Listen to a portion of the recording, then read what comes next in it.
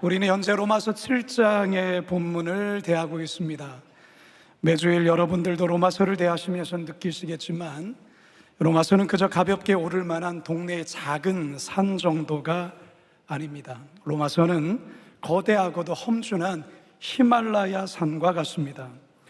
우리는 이 험준한 산을 매주일 하이킹하고 있는 것입니다.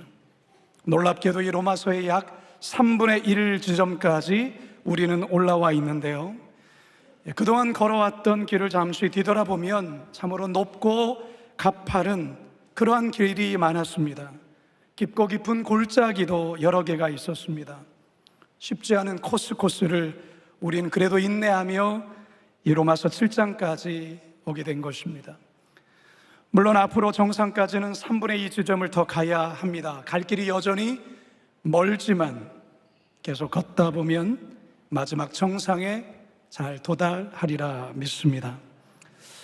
휴가지에서 휴가를 보내면서도 이 돌아가면 곧바로 설교를 해야 한다는 이 부담감이 마음 한켠에 항상 있는 것입니다.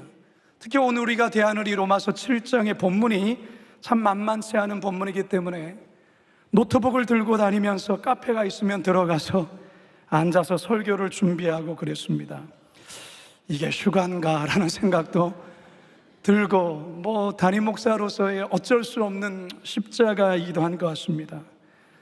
때로는 참 이 로마서가 때로는 술술술술 잘 풀려서 설교가 잘 되면 별 문제가 없지만 사실 때로는 막히는 어떤 지점을 겪게 될 때마다 이 로마서를 시작한 게 괜히 했나 이런 후회가 몰려올 때도 있습니다.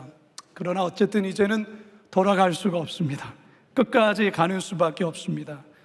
저도 그렇고 여러분들도 사실 로마서를 공부하는 게 결코 쉽지는 않지만 조금은 버겁고 힘들겠지만 그래도 로마서 정상을 향해 끝까지 잘 걸어갈 수 있기를 바랍니다. 그런 의미에서 우리 옆 사람과 이렇게 격려하며 응원합시다. 우리 조금만 더 힘냅시다. 인사하시겠습니다. 우리 조금만 더 힘냅시다. 로마서 5장과 6장에서 사도 바울은 예수 그리스도의 십자가와 부활 사건으로 말미암아 우리는 믿음으로 의롭게 되었기 때문에 이제는 하나님과 관계에서 화평을 누리자, 그렇게 우리에게 이야기를 합니다. 더불어서 죄에 대해서는 세례와 같이 주님과 함께 이미 죽었고 죄의 종에서 의의 종으로 바뀐 자가 되었기 때문에 더 이상 과거 때와 같이 죄에 굴복하며 죄에 끌려다녀서는 안 된다고 이야기를 했습니다. 이제 바울은 7장에 와서 율법에 관해서 또 한 번 긴 이야기를 합니다. 사실 바울은 앞에서도 이 율법에 관해서 대단히 여러 번 반복해서 율법을 설명했습니다. 그런데 이 7장에 와서도 한 장 전체를 율법에 관해 설명을 하는 것입니다. 왜 또다시 또 율법일까? 그만큼 이 율법의 문제가 쉬운 문제가 아니라는 것입니다. 한 번의 설명으로 다 설명할 수가 없다는 거죠. 그리고 예수 그리스도 안에서 이 율법을 잘 정리해야만 복음을 바르게 이해할 수 있다는 사실입니다. 저는 오늘을 포함해서 3주에 걸쳐 이 율법을 주제로 한 설교를 하게 될 것입니다. 바라기는 오늘 말씀을 통해 어떻게 우리 모두가 율법의 올가미에서 벗어나게 되었는지 깊이 깨닫고 복음 안에서의 진정한 자유와 기쁨을 만끽하시고 누리시는 저와 여러분 되시길 간절히 소망합니다. 첫 번째 따라하겠습니다. 율법의 올가미에 걸린 사람들. 인류 역사는 죄의 역사입니다. 이 죄로 인해서 인류의 모든 비극이 시작되었습니다. 이 같은 사실을 잘 알려주는 성경이 바로 창세기입니다. 우리가 창세기를 보면 어떻게 죄가 시작되었고 그 죄의 결과가 어떤지를 우리에게 잘 보여줍니다. 자, 그러나 성경은 궁극적으로 이 비극적인 이 죄의 역사가 예수 그리스도에 의해서 끝이 났고 처리되었고 해결되었다는 것을 우리에게 이야기해 주려는 것입니다. 바로 이 로마서가 그렇습니다. 따라서 이 로마서는 어떤 성경보다도 대단히 중요한 성경입니다. 우리가 지난날 함께 배웠던 말씀을 잠깐 더듬어 보면 로마서 1장 18절에서 3장 20절까지 이방인들의 죄와 유대인들의 죄에 대해서 바울은 하나하나 조목조목 상세히 고발합니다. 그리고 최종적인 결론은 하나님 앞에서 의롭다함을 얻을 수 있는 그 어떠한 인간 단 한 사람도 없다고 선언하죠. 인간 스스로의 어떤 노력과 어떤 행위, 심지어 율법으로도 우리는 결코 구원받을 수 없다고 선언합니다. 예수 그리스도의 의로우신 십자가 사건을 믿음으로 받아들일 때 그 의가 우리에게 전가되어 예수 그리스도의 의가 우리의 의가 되며 그래서 우리는 구원을 얻게 된다는 이 복음을 우리에게 설명하고 있는 것입니다. 이 같은 바울의 주장에 대해서 유대인들은 전혀 동의하지 않습니다. 왜냐하면 자신들은 하나님께서 특별히 선택한, 자신들은 선택받은 민족에다 이에 대한 분명하고 확실한 보증과 표로 율법을 주셨기 때문이라 생각하는 것입니다. 이들은 율법을 하나의 구원의 보증수표로 이해하면서 율법을 잘 지키면 의롭게 되고 그래서 구원을 얻는다고 생각을 했습니다. 바울은 이러한 유대인들의 잘못된 신학과 이해를 깨우치려 했습니다. 그러면서 율법을 주신 참된 의도와 율법의 원래 기능이 뭐냐, 이것을 여러 측면에서 다양한 방면에서 설명했던 것입니다. 그러면서 바울이 내린 결론이 뭘까? 율법, 로마서 3장 20절입니다. 시작. 그러므로 율법의 행위로 그의 앞에 의롭다 하심을 얻을 육체가 없나니 율법으로는 죄를 깨달음이라. 율법으로는 구원을 얻을 수 없어요. 율법의 기능은 무엇이냐? 죄를 깨닫게 한다는 것입니다. 로마서 4장 15절엔 또한 이런 말씀이 있습니다. 율법은 진노를 이루게 하나니 율법이 없는 곳에는 범법도 없느니라. 자, 그런데 이런 설명만으로 율법에 대한 이해와 설명이 충분하지가 않았던 것입니다. 그래서 바울은 죄와 율법의 관계, 그리고 율법과 성도의 관계를 복음적 관점에서 다시 정리하며 설명합니다. 이번에 바울은 결혼한 부부를 비유로 하면서 율법을 남편으로 설정하여 이야기를 시작합니다. 1절에서 2절 상반절입니다. 시작. 형제들아, 내가 법 아는 자들에게 말하노니 너희는 그 법이 사람이 살 동안만 그를 주관하는 줄 알지 못하느냐? 남편 있는 여인이 그 남편 생전에는 법으로 그에게 매인 바 되나? 일반적으로 결혼한 아내들은 남편의 권위 아래 예속되어 있습니다. 법적으로 율법인 남편에게 구속되었다라는 것을 바울은 이런 비유로 지금 말하고 있는 것입니다. 자, 그런데 문제는 이 율법이라는 남편의 이 성격과 성향이 어떠한가? 이 율법이라 불려지는 이 남편은 자상하거나 따뜻한가? 그렇지 않습니다. 인자하거나 이해심이 많은가? 그렇지 않습니다. 이 율법의 남편은 대단히 완벽주의자입니다. 대단히 냉정합니다.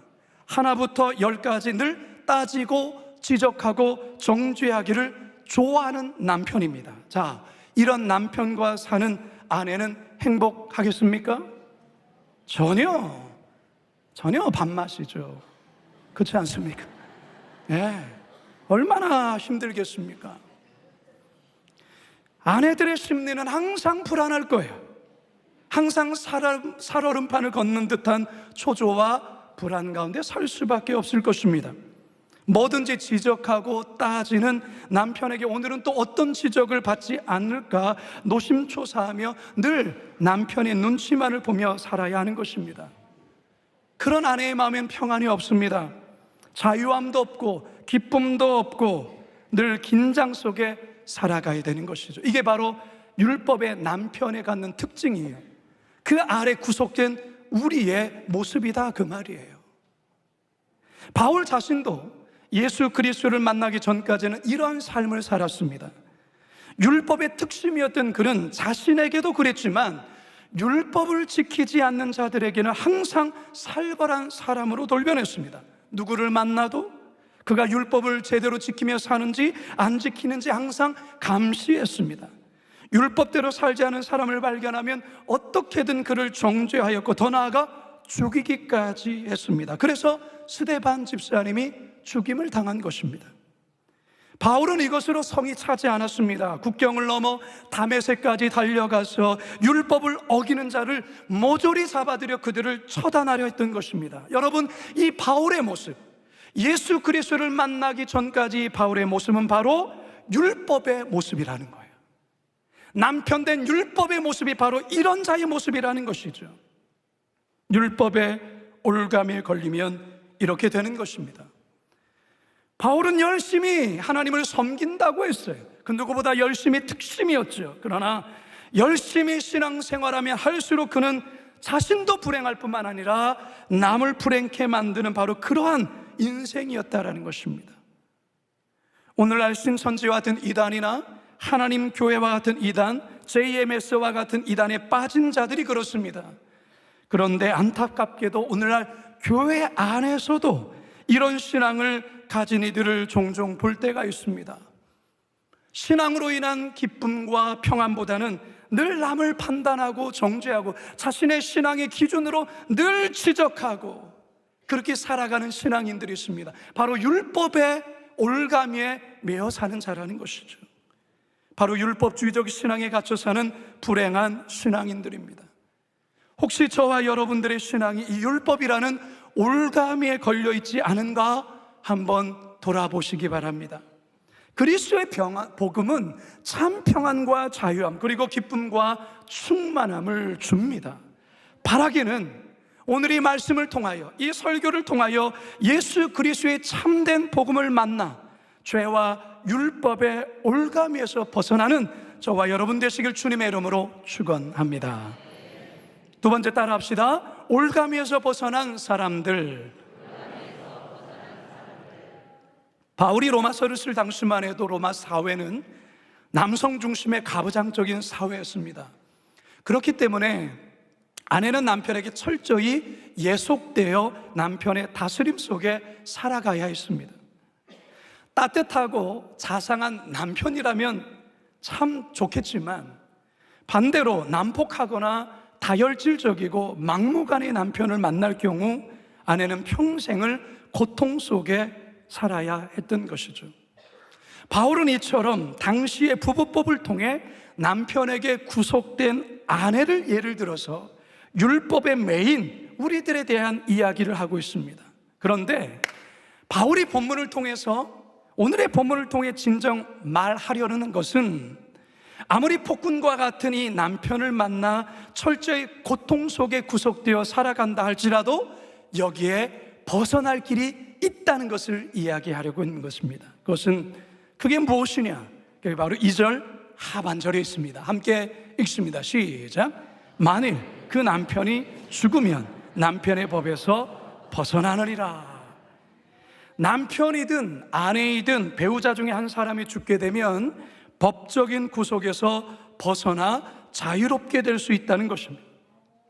사도 바울은 남편이 살아있는데 아내가 다른 남자에게로 가면 그것은 간음죄를 짓는 것이다 말하지만 남편이 사망했다면 법적 구속에서 자유롭기 때문에 다른 남자에게 가도 전혀 문제가 되지 않는다고 말하고 있습니다. 3절입니다. 시작. 그러므로 만일 그 남편 생전에 다른 남자에게 가면 음녀라. 그러나 만일 남편이 죽으면 그 법에서 자유롭게 되나니 다른 남자에게 갈지라도 음녀가 되지 아니하느니라. 그러면서 바울이 말하는 것은 바로 이 6절에 있습니다. 6절도 이어서 읽습니다. 시작. 이제는 우리가 얽매였던 것에 대하여 죽었으므로 율법에서 벗어났으니 이러므로 우리가 영의 새로운 것으로 섬길 것이요 율법 조문에 묵은 것으로 아니할지니라. 아멘.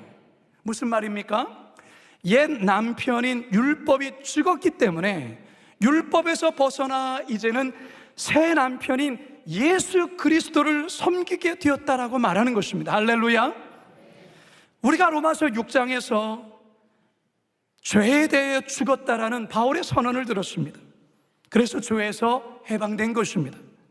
7장에서 바울은 바로 이 옛 남편인 율법이 죽었다라고 말하고 있습니다. 그렇기 때문에 이제 우리는 율법의 올무에서 벗어나 자유롭게 되었다는 것을 선언하고 있는 것입니다. 제가 예전에 서울에서 부교육자 생활을 할 때 한 젊은 집사님 중에 참 신실하신 한 집사님이 계셨어요. 늘 예배의 자리를 사모하시고 교회 굳은 일을 늘 솔선수범으로 참 하시는 참 섬김의 귀한 젊은 여자 집사님이셨어요. 근데 안타깝게도 그의 남편은 교회에 대해서 대단히 냉소적이고 비판적인 불신자였습니다. 아내 되신 집사님은 교회에서 봉사하시다가 일정 시간이 되면 황급히 정리하고 집으로 가야만 했습니다. 남편이 직장에서 퇴근해 집에 올 시간이라는 것이죠. 어느 추운 겨울이었는데 교회 일이 늦게 끝나 집에 늦게 도착했습니다. 그런데 이 남편이 문을 걸어 잠그고 문을 열어주지 않는 거예요. 그때가 영하 3도, 4도, 거기에서 1시간, 2시간 그렇게 계속 문 앞에 서 있었던 것이, 부흥회 때나 특별한 날에 교회에 오려면 남편에게 꼭 허락을 받아야 올 수 있었는데 허락을 잘 안 해주는 거죠. 가끔 집사님이 멍이 들어서 교회를 올 때가 있었어요. 교회 간다고 남편이 때린 거예요. 맞아서 온 거예요. 여러분, 이 집사님이 삶이 얼마나 힘들겠습니까? 그래서 늘 기도할 때마다 이 남편의 구원을 위해서 늘 눈물로 기도하는 모습을 자주 보았습니다. 그런데 여러분, 이 집사님의 남편이 어떻게 된 줄 아십니까?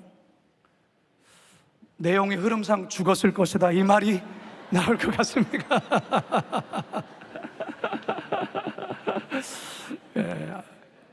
죽은 게 아니고요. 남편이 예수님을 극적으로 만나게 되었어요. 극적으로 만나게 되면서 그동안 자신이 아내에게 했던 그 잘못된 것을 많이 울면서 회개했어요. 그리고 아내에게 무릎을 꿇고 용서를 구하고, 그러면서 이분이 변화되기 시작하는데요, 과거에 그런 남편이었나라고 할 정도로 완전히 변한 거예요. 예, 정말 이분의 그 옛 자아, 그게 이 죄의 통치가 죽은 것이죠. 그러자 그를 올가매했던 불신앙과 교만했을 그는 자유하게 된 것입니다. 그는 그 이후로 아내와 함께 늘 손잡고 교회에 나와서 예배드릴 뿐만 아니라 이것저것을 아내와 함께 봉사를 하고 예수님을 잘 믿는 중에 이분이 안수 집사님이 되셨어요. 제가 그 소식을 들었는데 얼마나 감격스럽고 감사 있는지 모릅니다. 성도 여러분, 여러분 어떻습니까? 여전히 옛 남편인 율법에 미어 있지는 않습니까? 십자가로 인해서 율법은 죽었습니다. 따라서 우리는 더 이상 율법에 매일 수 없습니다. 율법은 이미 사망한 옛 남편과도 같습니다. 따라서 성도들은 더 이상 옛 남편이 율법에 매어 살아갈 필요가 없다라는 것이죠. 예수님의 보혈과 십자가의 능력으로 인생의 올가미, 종교적 율법을 다 잘라내야 되는 것입니다. 예수 그리스도와 결혼한 새로운 신부로 자유와 평강 가운데 살아가야 하는 것입니다. 할렐루야. 그것이 우리 주님이 바라시는 거예요. 옛 율법의 남편은 죽었어요. 우리는 거의 매일 필요가 없습니다. 그러나 여전히 매여 살아가는 자들이 있다라는 것입니다. 우리 주님 모실 때 얼마나 안타깝겠습니까? 이미 십자가에서 우리 주님께서 완전히 그것을 해결하시고 우리는 새로운 신부로 사신받았다는 것입니다. 이제는 주님 안에서 자유와 평강 가운데 누리며 살아가야 하는 것입니다.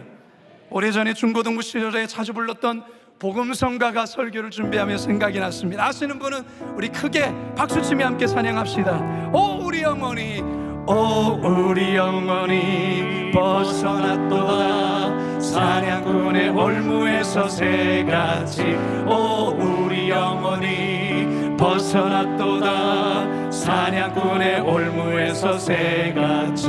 오 올무가 끊어졌네 해방되었네 우리 도움은 주의 이름. 오 올무가 끊어졌네 해방되었네 우리 도움은 한 번 더 찬양합시다. 오 우리 영혼이, 오 우리 영혼이 벗어났도다 사냥꾼의 올무에서 새같이. 오 우리 영혼이 벗어났도다 사냥꾼의 올무 얼음에서 새같이 올무가 끊어졌네, 해방되었네. 우리 도움은 주의 이름. 올무가 끊어졌네, 해방되었네. 우리 도움은 주의 이름. 할렐루야, 할렐루야, 할렐루야. 우리를 올무에서 끊으시고 우리를 새롭게 만드신 주님을 찬양합니다. 율법의 남편은 죽었습니다. 우리는 새 남편 되신 예수 그리스도만을 신랑으로 삼고 그와 함께 자유와 평강 가운데 사시는 저와 여러분 모두가 되시길 주님의 이름으로 축원합니다. 마지막 세 번째 따라합시다. 생명의 열매를 맺는 사람들. 제가 이번 휴가를 참 보내면서 잘 쉬고 왔습니다. 네, 하나님께서 저에게 새벽 한 2, 3시경에 2번이나 저를 깨우셔서 기도하게 하셨습니다. 아주 깊은 기도를 하게 되었습니다. 여러 가지 제목들을 놓고서 하나님께서 떠올려 주시는 것 가지고 기도를 했습니다. 먼저는 하나님 앞에 깊은 회개 기도를 했습니다. 지난 시간 마치 영화의 필름처럼 지나가는 그러한 모습 속에서 하나님께 바르지 않았던 저의 동기와 태도와 모습들에 대해서 우리 주님 깊이 회개케 하게 하셨습니다. 이제 하반기에 맞이하게 될 여러 사역들, 내년에 새로운 사역들, 목회 사역들에 대해서 하나님 기도하게 하셨습니다. 그리고 또 하나, 무엇보다도 기도 중에 감사의 기도가 터져나오게 하셨습니다.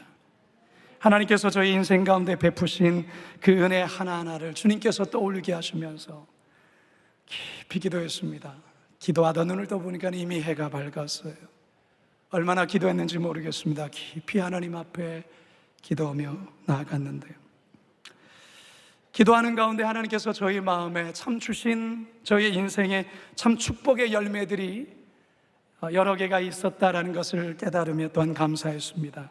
하나님이 주신, 저에게 주신 가장 큰 축복의 열매 3가지를 말하려 한다면, 첫 번째 열매는 저의 아내를 만나서 결혼하여 믿음의 가정을 세운 것이 저에게는 가장 큰 축복이라 할 수 있습니다.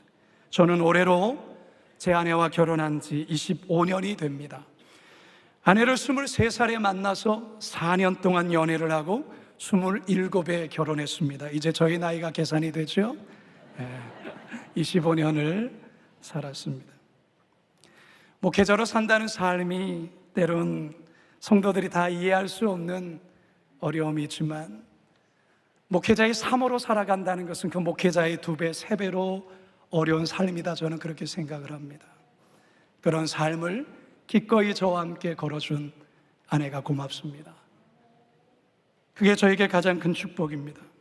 두 번째 축복의 열매라 말하면 제 3명의 아들과 딸들, 하나님께서 저에게 주신 참으로 귀한 축복의 선물입니다. 그리고 세 번째 축복의 선물이자 열매는 바로 여러분입니다. 거룩한 비 광성교회를 만나 위임 목사가 되어 영적인 자녀인 여러분들을 목양하며 6년간 목회의 시간을 갖게 된 것에 대한 것입니다. 제가 이 교회에 온 지 벌써 6년이 되었습니다. 6년이. 근데 저는 오늘 말씀 설교를 또한 준비하면서 또 묵상하면서 축복의 열매가 하나가 더 있다는 것을 발견하게 되었어요. 그것은 바로 예수님의 십자가 사건으로 말미암아 율법의 옛 남편이 죽고 자유케 되어서 이제는 새 남편 되신 예수님을 섬기게 되어 생명의 열매를 맺는 삶이 되었다라는 것에 대한 깊은 감사와 이것이 나에게 축복의 열매구나라는 것을 깨닫게 되었다라는 것입니다. 그게 바로 오늘 본문 4절에서 5절의 본문입니다. 함께 읽겠습니다. 시작. 그러므로 너희도 그리스도의 몸으로 말미암아 율법에 대하여 죽임을 당하였어. 이는 다르니 곧 죽은 자 가운데서 살아나신 이에게 가서 우리가 하나님을 위하여 열매를 맺게 하려 함이라. 우리가 육신에 있을 때는 율법으로 말미암는 죄의 정욕이 우리 지체 중에 역사하여 우리로 사망을 위하여 열매를 맺게 하였더니, 우리가 예수 그리스도를 만나기 전까지 우리는 사망의 열매를 맺는 그러한 비참한 삶을 살았어요. 우리의 삶에 선한 열매가 맺을 수가 없는 것이죠. 왜요? 우리의 죄의 육신의 열매는 바로 사망이기 때문에 그렇습니다. 그러나 이제는 아니에요. 이제는 아니에요. 왜요? 예수 그리스도께서 부활의 첫 열매로 다시 살아나셨을 뿐만 아니라 믿음을 가진 우리를 그 죄와 사망에서 살리셨기 때문에 이제 우리는 생명의 열매를 맺는 그런 삶을 살게 되었다라는 것입니다. 할렐루야. 요한복음 15장은 또한 여기에 대해서 이렇게 자세하게 설명합니다. 함께 읽어봅니다. 시작. 나는 포도나무요 너희는 가지라. 그가 내 안에 내가 그 안에 거하면 사람이 열매를 많이 맺나니 나를 떠나서는 너희가 아무것도 할 수 없음이라. 사람이 내 안에 거하지 아니하면 가지처럼 밖에 버려져 마르나니 사람들이 그것을 모아다가 불에 던져 사르느니라. 너희가 내 안에 거하고 내 말이 너희 안에 거하면 무엇이든지 원하는 대로 구하라. 그리하면 이루리라. 할렐루야. 우리 주님 포도나무라는 것이죠. 우리는 거기에 붙어있는 가지라는 것입니다. 그렇기 때문에 우리의 삶에 열매가 맺히는 거예요. 열매가 맺히는 거예요. 그래서 우리에게 중요한 것은 무엇입니까? 나무 대신 주님께 붙어 있어야 되는 거예요.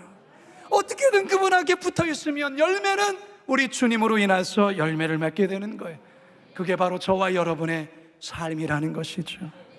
사도 바울은 갈라디아서 5장을 통하여 우리의 인생 가운데 맺어야 될 열매, 성령의 열매에 대해서 이렇게 이야기하죠. 함께 읽어봅니다. 시작. 오직 성령의 열매는 사랑과 희락과 화평과 오래 참음과 자비와 양선과 충성과 온유와 절제니 이 같은 것을 금지할 법이 없느니라. 할렐루야. 율법으로 말미암아 우리에게는 늘 정죄와 긴장과 초조와 불안함의 삶의 열매들이 있었지만 예수 그리스도로 말미암아 우리에게는 이 사랑과 희락과 평과 오래 참과 자비와 영광 충성 온유와 절제 이와 같은 삶의 성령의 열매가 맺히게 되었다는 것입니다. 이것을 금지할 법은 더 이상 없다라는 것입니다. 할렐루야. 사랑하는 성도 여러분, 율법의 매인 자들의 삶에는 정욕과 사망에 속한 열매들 뿐이에요. 하지만 그리스도로 인해서 율법에서 자유케 된 우리들은 이제는 생명을 살리는 생명의 열매를 맺는 그런 인생으로 살아가야 되는 것입니다. 우리 모든 한 사람 한 사람이 그렇습니다. 이제 저는 말씀을 마치려 합니다. 여러분, 오늘이 9월 1일입니다 9월이 오고야 말았어요. 7월과 8월 그 무더위 속에서 정말 덥더라고요. 정말 덥더라고요. 언제 9월이 오나, 언제 9월이 오나. 그 9월이 왔어요. 여러분, 제가 2주 전에 예언했습니다. 분명히 이제 문을 잠그고 이제는 추워서 문을 닫고 그의 이불을 덮어 쓰는 그 시간이 올 거라고요. 이제 아침 저녁으로 선선한 가을바람이 불 겁니다. 무더위는 사라지게 될 것입니다. 여러분, 그거 아십니까? 이 무더위로 인해서 많은 나무들이 타 죽기도 했고, 그렇지만 이 무더위를 견딘 나무들은 이제 가을에 풍성한 열매들을 맺게 될 것입니다. 우리의 신앙도 그렇습니다. 우리의 신앙도 그러기를 원합니다. 올 가을 여러분의 삶에 생명의 열매들이 많이 맺히시길 바랍니다. 복음의 열매들이 많이 맺혔으면 좋겠어요. 성령의 이 9가지 열매들이 주렁주렁 열매를 맺기를 바랍니다. 여러분, 죄와 율법에서 우리는 자유케 된 자라는 것, 예수 그리스도의 십자가 사건으로 말미암아, 그분의 부활 사건으로 말미암아 우리는 죄와 율법에서 해방된 자임을 깨닫고 날마다 우리의 삶에서 기쁨과 생명의 열매를 맺어 또한 많은 사람을 살리시는 그런 인생들 다 되시길 주님의 이름으로 축원합니다. 축원합니다. 축원합니다. 우리 시험 말씀을 기억하며 함께 이 믿음의 고백 찬양합시다. 이 세상을 살아가는 동안에 나의 힘을 의지할 수 없으니 기도하고 낙심하지 말 것을 주께서 참 소망이 되심이라. 주의 길을 걸어가는 동안에 주의 길을 걸어가는 동안에 세상에 것 의지할 수 없으니 감사하고 낙심하지 말 것을 주께서 참 기쁨이 되심이. 아멘.